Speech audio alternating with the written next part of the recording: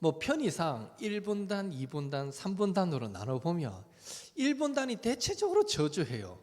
이 자리가 상대적으로 성도님들이 안 앉는 자리라 제가 맨날 며칠 고민해서 왜 이 자리 잘 앉을까 가만히 보니까, 첫째는 평소 앉는 습관대로 앉는 습관이 있고, 그러다 보니까 둘째는 여기는 연세 많은 우리 남자 성도님들이 주로 앉는 자리라, 그러니까 평소 예배 드릴 때도 이상하게 이 자리가 많이 비어 있어요.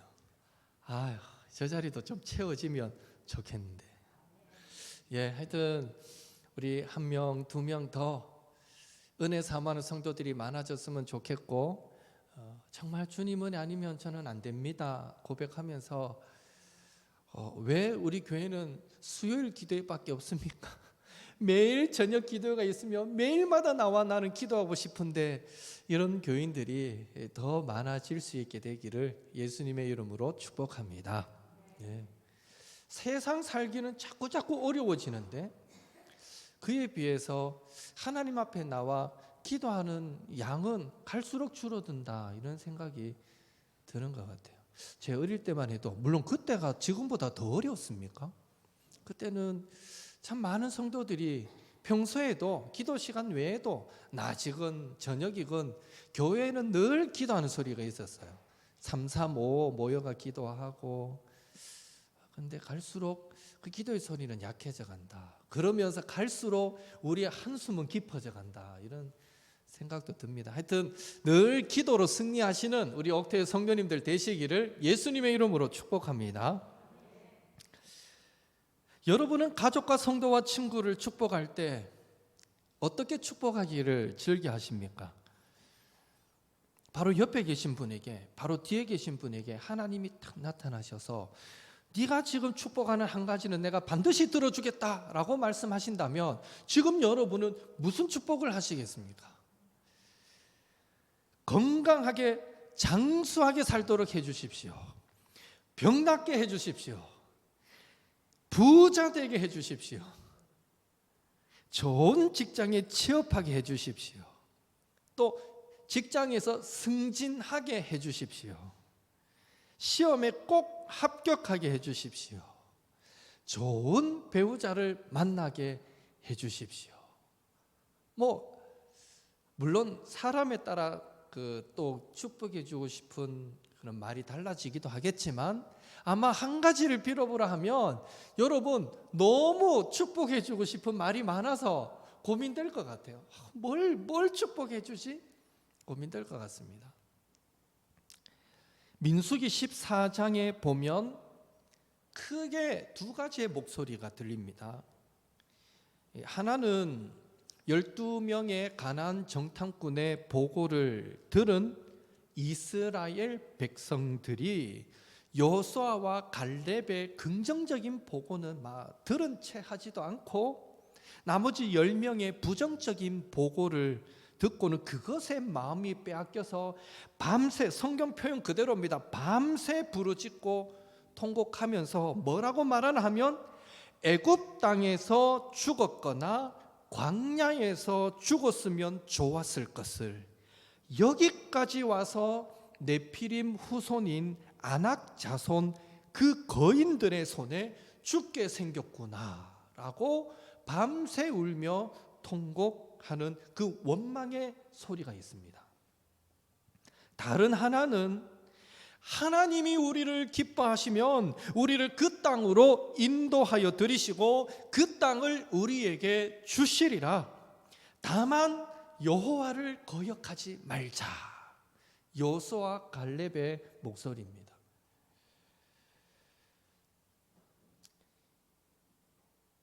그리고 더불어서 하나님께서 이스라엘 백성들, 불평하는 원망하는 이스라엘 백성들을 막 심판하려고 하실 때에 한 가지 모세의 목소리가 더 있어요. 여기서 하나님, 여기서 이 백성을 심판하시면 이방 민족들에게 하나님 창피만 당합니다. 봐라, 저 여호와라는 신은 저거 백성이라고 광야로 데리고 나더니 거기서 다 죽여버렸다 하더라. 하나님 이거 어떻게 감당하시려고 그러십니까? 하나님 참으십시오. 하나님 그만 용서해 주십시오 라고 중보 기도하는 목소리, 이 모세의 목소리도 있습니다. 크게 두 가지, 불평하는 목소리가 있었고 하나님을 신뢰하는 목소리로 민수기 14장은 나눠집니다. 이 두 목소리를 들으시고 하나님이 최종적으로 뭐라고 말씀하셨는지 아십니까? 민수기 14장 28절 함께 읽겠습니다. 그들에게 이르기를 여호와의 말씀에 내 삶을 두고 맹세하노라. 너희 말이 내 귀에 들린 대로 내가 너희에게 행하리니. 너희 말이 내 귀에 들린 대로 내가 너희에게 행하리니. 결국 하나님은 원망 불평했던 이스라엘 백성들은 광야 40년 그 생활을 하면서 그들의 말이 하나님의 귀에 들린 대로 그들은 광야에서 모두 죽게 됩니다. 그마 우리가 애굽 땅에서 죽거나 광야에서 죽었으면 좋았을 것을 했는데 하나님이 들은 그대로 여호수아 갈렙을 제외한 모든 성인들을 다 광야에서 죽게 하십니다. 또 모세의 기도가 하나님의 귀에 들린 대로 금방 그 이스라엘 민족들을 다 쳐서 멸하려고 하시던 하나님이 참으시고 그들을 용서하시게 됩니다. 그리고 여호수아 갈렙이 그 갈렙의 고백이 하나님의 귀에 들린 대로 하나님은 여호수아 갈렙을 가나안 땅으로, 하나님이 우리를 기뻐하시면 그 땅으로 인도하여 들이시리라 고백했는데 그 고백대로 여호수아 갈렙을 가나안 땅으로 들어가게 역사하셨습니다. 오늘 우리가 믿는 하나님은 우리의 말이 하나님의 귀에 들린 대로 역사하시는 하나님이심을 믿습니다. 그런 의미에서 이후로 가족과 성도와 친구와 동료와 이웃과 대화를 하거나 혹 그들을 위해 기도하게 될 때에 절대로 부정적이고 깎아내리고 원망 섞인 말들을 내뱉지 마시고, 하나님이 들으시거든요. 이왕이면 내 옆에 사람이 잘 되면 좋지, 안 되면 뭐 내 일아인데가 아니라 내 옆에 사람이 안 되면 결국 나도 안 되는 거예요. 우리는 한 공동체이기 때문에 같이 가는 거거든요. 나라 세계 경제도 보십시오. 지금 경유값이 휘발유값보다 더 높아진 거 아십니까? 보통은 경유값 휘발유보다 200원 싸요. 평균적으로. 그 예전엔 더 쌌는데 요즘은 어느 정도 가격이 조정돼가 200원 정도 쌌는데, 지금 다른 지역은 이미 경유값이 더 높아진 지가 오래고 대구만 유독 휘발유값이 더 높았는데 요 근래에 오늘 신문에 보니까 대구도 몇 프로? 대구 주유소의 30%인가 40% 가까이가 이미 경유값이 더 높아졌다. 이런 기사가 나온 걸 봤어요. 왜 높아진지 아세요? 우크라이나 그 전쟁 때문에. 그 전쟁 때문에 우크라이나를 지원했던 나라들에 대한 러시아의 보복으로 러시아가 지금 기름을 안 팔아요. 그러니까 이 유럽 쪽으로 가야 될 기름이 모자라요. 평소 일의 흐름이 끊긴 거예요. 그러니까 유럽 쪽에 경유가 모자라니까 이 경유가 우리나라까지 또 모자라게 됐어요. 지금 그 먼 곳에 이루어진 전쟁 때문에 이게 또 영향을 미쳐서 오늘 우리나라 경유값이 뛰는 거 보십시오. 그러니까 세계도 단일 공동체예요. 우리나라 아니라서 내하고 관계없다가 아니라 우크라이나에 전쟁 생기니까 우리나라도 이런 직접적인 경제적 여파가 생기듯이 내 곁에 성도가 잘못되면요, 나는 관계없다가 아니라 나도 직접적인 피해를 보게 된다는 거예요. 우리가 근시안적으로만 볼 게 아니라 넓게 보면 이런 마인드를 가지면 훨씬 좋을 것 같습니다. 여하튼 절대 부정적이고 깎아내리고 원망 섞인 말들을 내뱉지 마시고 이왕이면 긍정적이고 격려와 위로와 소망과 축복과 믿음의 말과 믿음의 기도를 많이 해주셔서 우리 주변 사람들이 하나님의 은혜로 건강의 복, 물질의 복, 직장의 복, 자녀의 복, 더불어서 믿음의 복, 영적 성장의 이 복도 풍성히 받아 누릴 수 있게 되기를 예수님의 이름으로 축원합니다. 생각해 보십시오. 내 옆에 사람이 믿음의 복을, 영적 성장의 복을 받는다고 생각해 봐요. 옆에 사람 믿음이 잘 자라면요, 내한테도 선한 영향력이 미친다니까요.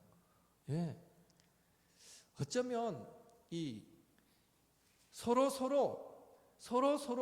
이 영향을 미치기 때문에, 그래서 여러분이 기도할 제목 중에 하나는 우리 교회가 이 내부터 믿음이 자라고 선한 영향력을 끼치는 그런 자가 되기를 원합니다. 기도하시고 그런 교회가 되기를 우리는 사모해야 됩니다. 내가 열심 안 내고 옆에 사람이 열심 안 내고 이 사람도 열심 안 내고 앞에 사람도 열심 안 내고 뒤에서 열심 안 내면요, 하향평준화가 돼요. 다 같이 신앙이 자꾸 주저앉아요.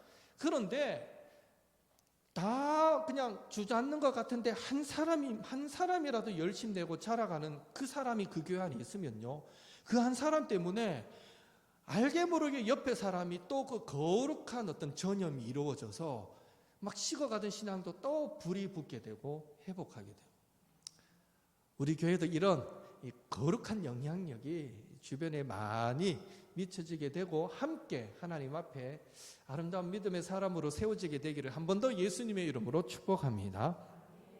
오늘 본문은 바울이 빌립보 교회 성도들을 축복하는 내용인데, 바울은 어떤 형태로 축복했고 그것이 가진 의미는 무엇인가 우리가 잠시 나눠보기를 원합니다. 먼저 지난 시간에 나눴던 말씀 잠시 되짚어 보면, 우리는 지난번에 빌립보서의 수신자, 이 빌립보서를 받아서 읽는 그 사람들이 누구냐에 대해서 살펴보았는데, 그 수신자는 모든 성도와 감독들과 집사들이었습니다. 그래서 우리는 그 수신자를 두고 두 가지 크게 의미를 그때 말씀을 받았는데, 하나는 성도라는 단어에서, 성도라는 말이 단순히 예수 믿는 사람 이 정도의 의미가 아니라 하나님을 위해 구별된 사람이라는 의미가 있었다라는 말씀을 나누었고요. 그래서 우리도 이 하나님을 위해 구별된 자가 되어야겠다. 나같이 연약한 자에게도 성도라는 호칭이 붙여진 것이 얼마나 영광스러운 호칭인가를 살펴보았고, 두 번째로 감독들과 집사들이라는 이 직분이 인사말에 기록되어 있는 것을 보면서, 바울이 쓴 다른 서신서에는 인사말에 이 직분이 소개되지 않는데 유독 빌립보서에서만 감독들과 집사들이라는 표현이 나오는 그것을 통해서 평소 빌립보 교회 감독들과 집사들이 그 교회를 목회했던 바울과 어떤 관계 속에 있었는가, 그들이 어떻게 목회에 동력했었는가, 바울이 그들을 호명하지 않을 수 없을 만큼 그들에게 받은 은혜가 크고 받은 빚이 크다라고 할 만큼 좋은, 서로 협력하는 그런 관계에 있었다라는 것을 나누었고, 그러면서 더불어 성도 관계도 서로를 생각할 때마다 감사하지 않을 수 없고 축복하지 않을 수 없는 그런 관계를 만들어 가자. 그렇게 지난 시간에 수신자를 가지고 말씀을 나누었습니다. 이제 오늘 본문으로 들어가면, 진정 저와 여러분이 주변 사람과의 관계 속에서 우리는 이왕이면 축복의 사람이 되기를 원할 텐데요, 어떻게 축복하는 것이 하나님의 마음에 가장 합한 축복이 될 수 있겠는가라는 것입니다. 2절 말씀 한 번 더 같이 읽습니다. 하나님 우리 아버지와 주 예수 그리스도로부터 은혜와 평강이 너희에게 있을지어다. 아멘. 지금 바울은 빌립보 교회 성도와 감독들에게, 집사들에게 뭐라고 축복합니까? 하나님과 예수님으로부터 주어지는 은혜와 평강이 있기를 축복하고 있습니다.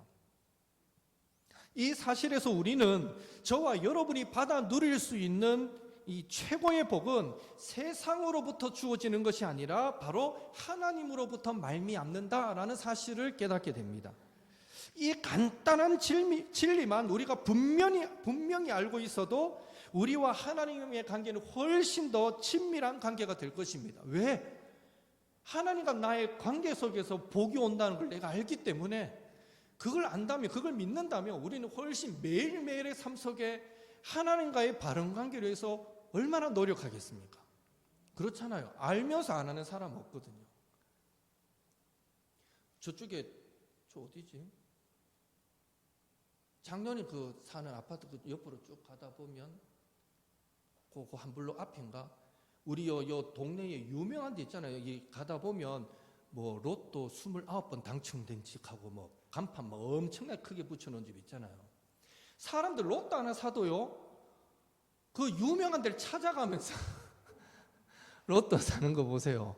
예, 저는 제가 생각할 때 처음에 어쩌다가 한번 1등이 나왔던 것 같은데, 그 사람이 로또 1등 당첨됐지 붙이니까 사람들 호기심에 저거 하면 나도 1등 되려나 싶어가 더 많이 와서 사니까 또 한 번 더 된 거고, 그 다음에 더 오니까 더 된 거고, 이래서 거기에서 많이 나오는 거 아닌가, 이런 생각이 들기는 하는데, 여하튼 로또 사도 잘 되는 집에 가서 사는데, 하물며 복이 하나님으로부터 온다는 걸 알면서 하나님과 관계를 대충 맺을 사람이 어딨냐는 거예요. 예. 그런 의미에서 우리가 꼭 기억할 것은, 이 땅을 살아갈 때 우리가 받을 수 있는 최고의 복은 세상으로부터, 사람으로부터 오는 게 아니라, 어떤 환경에서 주어지는 것이 아니라, 물론 그런 방법으로 그것을 도구로 사용하시지만 궁극적으로 하나님으로부터 온다라는 사실을 안다면 우리는 훨씬 더 이전보다 더 친밀한 주님과의 관계를 맺게 될 것입니다. 바보가 아닌 이상 그렇게 살겠죠. 그리고 타인을 향한 이 축복은 추상적인 것 같으나 이 세상 그 어떤 축복보다도, 그러니까 내 옆에 사람에게 하나님의 은혜와 평강이 넘치기를 축복합니다, 기도합니다, 이 축복이 그냥 듣기 막연한 것 같으나, 그러나 사실은 그 어떤 축복의 말보다도 훨씬 구체적이고 더 직접적인 축복이 된다라는 사실도 우리는 깨달아야 한다라는 것입니다. 왜요? 복은 하나님으로부터 오는 것이니까. 그래서 내 옆에 사람을 축복할 때도요, 하나님으로부터 은혜와 축복이, 평강이 임하기를 기도합니다. 우리는 그렇게 축복해야 된다는 거죠. 은혜와 평강이 너희에게 있을지어다. 우선 은혜를 한 문장으로 정의한다면, 하나님께서 죄 많은 인간에게 값없이 주시는 구속의 사랑이다라고 말할 수 있습니다. 즉, 저와 여러분을 구원하시기 위한 예수님의 십자가, 그 십자가 희생이 바로 저와 여러분에게 주어진 저항할 수 없는, 거부할 수 없는, 감당할 길 없는 은혜다라고 말할 수 있습니다. 이런 사실을 전제할 때 은혜라는 축복은요, 먼저는 나 같은 죄인 살리신 그 은혜 놀라워, 그 은혜 고마워, 우리 안에 날마다 십자가 구속의 은혜에 대한 감격이 넘치기를 축복하는 것입니다. 은혜가 넘치기를, 이 말은 내가 이미 받은 십자가 구속의 은혜의 감격이, 그 은혜 놀라워 고마워하는 감격이 날마다 우리 안에 새롭게 회복되기를 기도하는 것입니다. 더 나아가 현재에도 매일의 삶 속에 시시때때로 다가오는 어려움에서 건져주시는 하나님의 도우심과 구원이 임하기를 축복하는 기도가 되는 것입니다. 우리가 주변 분들에게 하나님의 은혜가 있기를 기도합니다, 이 말은 바로 그거예요. 날마다 내 안에 넘쳐나는 십자가 구속의 은혜의 감격, 더불어서 시시때때로 우리가 맞이하게 되는 삶의 그 현장에서 구체적인 하나님의 도움과 구원의 은혜, 이것이 있기를 원합니다 라는 기도가 되는 것이죠. 또한 평강, 에이레네라는 이 평강은 구약에서 사용되던 히브리어 인사말 샬롬과 같은 뜻입니다. 여러분, 샬롬의 유래는 제가 한두 번 설명드렸습니다.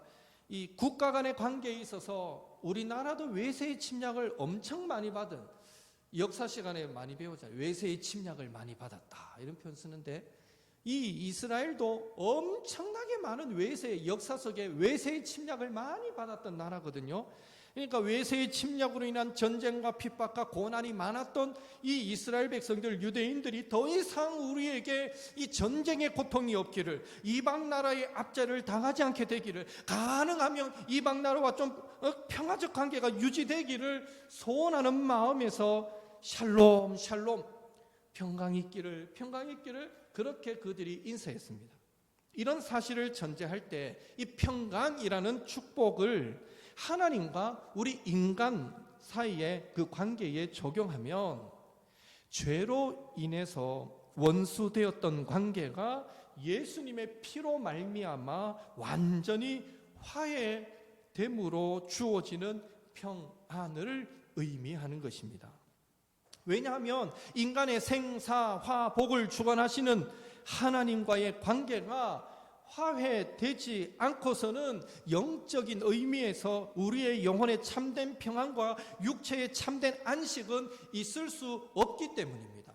다시 말씀드리지만 우리의 생사화복이 하나님께 달려있기 때문에 그 하나님과의 화해됨이 없이 바른 관계의 회복이 없으면 우리는 영혼의 안식도 육체의 안식도 기대할 수 없다는 거예요.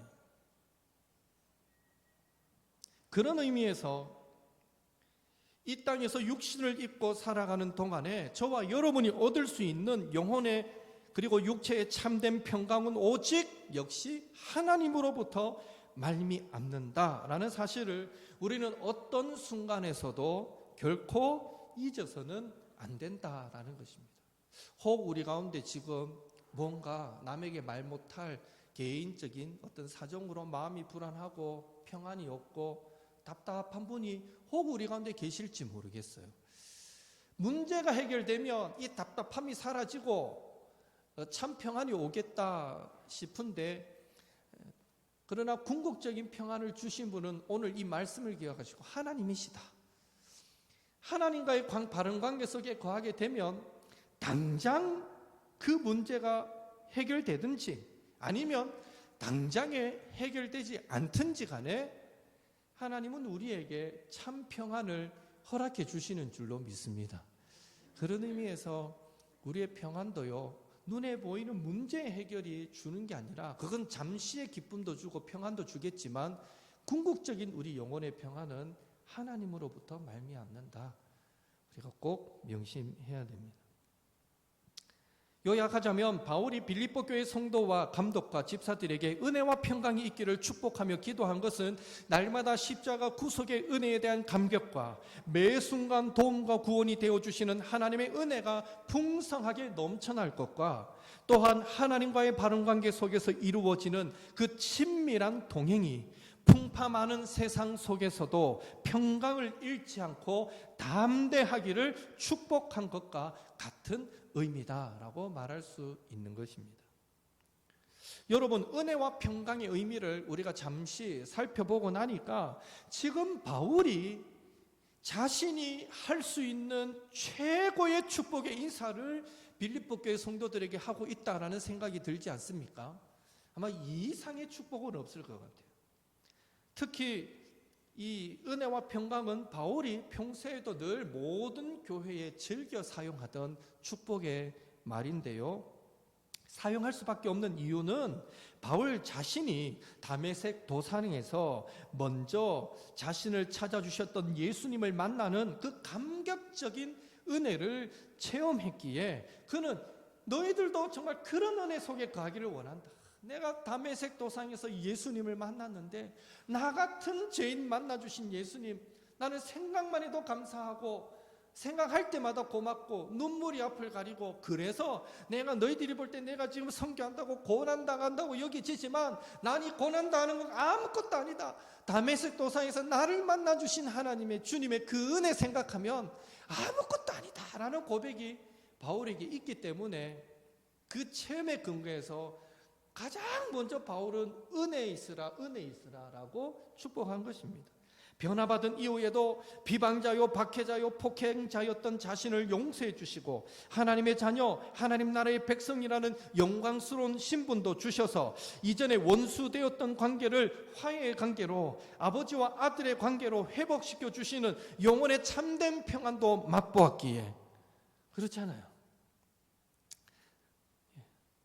영혼의 참된 평안도 맛보았기에 바울은 더더욱 하나님과의 관계에서 주어지는 평안을 매번 여러분에게도 그 평안이 있기를 원합니다 라고 축복할 수밖에 없었습니다.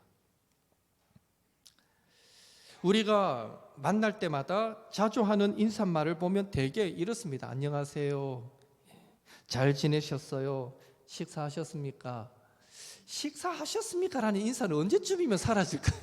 이제 우리나라가 못 먹는 나라는 아닌데 여전히 식사하셨습니까? 라는 말이 너무 자주 들려요. 예. 쉽게 바뀌진 않는 것 같아요. 이 습관이라는 게. 또 요즘 건강은 어떠세요? 요즘 하시는 일은 잘 됩니까? 안녕하세요 다음에 대체 이런 말들이 붙습니다. 예. 집에 별일 없지요? 이런 등등. 그런데 생각해 보면 안녕할 수 있는 것도, 건강하게 지낼 수 있는 것도, 일이 잘 되는 것도, 가정이 무탈하고 평안할 수 있는 것도 모두 하나님께서 은혜 베푸셔야 가능한 것들입니다. 그런 의미에서 성도 서로가 서로에게 더 직접적으로 필요한 축복의 인사말이 있다면 그것은 그저 안부를 묻는 정도에 그치는 것이 아니라 상대방의 안부를 책임지시는 하나님의 복을, 은혜와 평강이 넘치기를 우리가 한 번이라도 더 기도하는 마음으로 선포하는 것이 아닐까 하는 생각을 해보게 됩니다. 참 쉽게 바꾸기는 어렵겠지만 우리의 습관을. 여러분, 영어의 작별 인사, 굿바이라는 작별 인사가 있는데 지금은 헤어질 때 잘가 하는 의미로 굿바이 이렇게 인사하는데요. 그 말의 원래 의미가 무엇인지 아십니까? 그 말의 유래를 보면요, 이 굿바이는 14세기에 쓰였던 이 인사말 God be with 예 해가지고 하나님께서 그대와 함께 하시기를 이라는 말, 그 말의 줄임말이 굿바이입니다. 그 유래를 보니까 한 4-5문장으로 처음에는 이 God be with 예가 쓰였다가 그 다음에는 이 be with 예가 약간 생략되는 듯이 약간 축약되다가 그 다음에 갓이 굿으로 바뀌고 나중에는 굿바이로 되고 이런 변천 과정이 있던데 결국 뭔 말입니까? 굿바이 잘가라는 인사말이 하나님께서 당신과 함께 하시기를 이렇게 인사하던 게 지금은 잘가로 바뀌었다는 거예요. 그리고 기독교 국가인 스페인 가톨릭이 현재도 한 75% 정도 됩니다. 기독교 국가인 스페인의 작별 인사 아디오스라는 이 작별 인사도 아하고 디오스라는 말이 합성어가 된 건데, 아는 영어로 치면 to, 무엇을 향하여 라는 의미고, 디오스는 신, God, 하나님이라는 뜻이 있습니다. 그러니까 아디오스, 헤어질 때 아디오스 하고 헤어지는데 그 의미는 하나님을 향하여, 하나님께로 향하라, 하나님만 바라보며 살기를, 이런 의미가 작별 인사에 담겨 있는 것입니다. 헤어지면서도 하나님이 함께 하시고 하나님만 바라보며 하나님과 동행하기를 서로 축복했던 것이 자연스럽게 작별 인사가 되었던 것입니다. 우리도 헤어질 때 좀 축복하면서 헤어지면 얼마나 좋을까. 그런 의미에서 저와 여러분도 이제부터는 만날 때도 좋지만 특별히 헤어질 때 서로를 향한 우리의 축복의 말이 하나님께서 반드시 열매 맺게 하실 것을 믿으면서 생사화복을 주관하시는 하나님, 전능하신 하나님이 함께 하시기를, 그 능력에 하나님만 바라보며 승리하기를 축복하는 말, 우리의 인사말이 그런 축복하는 말이 될 수 있기를 예수님의 이름으로 축원합니다. 예. 만나서는 몰라도 헤어질 때는 잘가 이거보다는 한 주간도 하나님의 은혜가 함께 하기를, 이 정도 인사하고 헤어지는 건 나쁘지 않죠. 예, 이게 습관이 안 돼서 쉽지 않은데 하다 보면 될 것 같아요. 만나면서부터 하나님의 은혜가 함께 있기를 하고 만나는 건 조금 어색한 것 같은데, 그래도 헤어질 때는 한 주간도 하나님의 평강이 넘치기를, 이러고 우리끼리는 이러고 헤어져도 되지 않겠어요? 잘가 이거보다는. 예, 이왕이면 한마디 더 축복하고 서로 축복의 말 듣고 헤어지면 더 좋잖아요. 예, 한번 해봅시다. 저도 노력하고 여러분도 노력하고, 재정부에서 재정 다 보고 헤어질 때 또 한 주간도 은혜가 넘치세요 이렇게 하나님의 은혜가 넘치길 바랍니다, 기도합니다, 이렇게 헤어지고, 청년들 밥 먹고 헤어질 때 한 주간도 하나님의 평강이 넘치기를 하고 헤어지고 한번 해봅시다. 예. 이왕이면 하나님의 축복을 전하는 인사말이 얼마나 좋을까라는 생각을 해봅니다. 자, 그런 의미에서 이제 좌우 옆으로 뭐 없으면 앞뒤로 멀리 보시고 한번 인사합시다. 은혜와 평강이 넘치기를 축복합니다.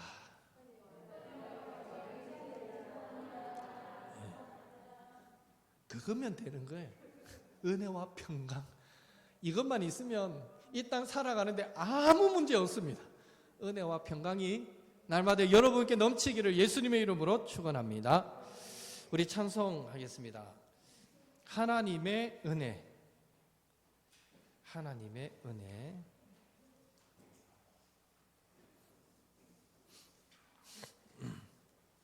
나를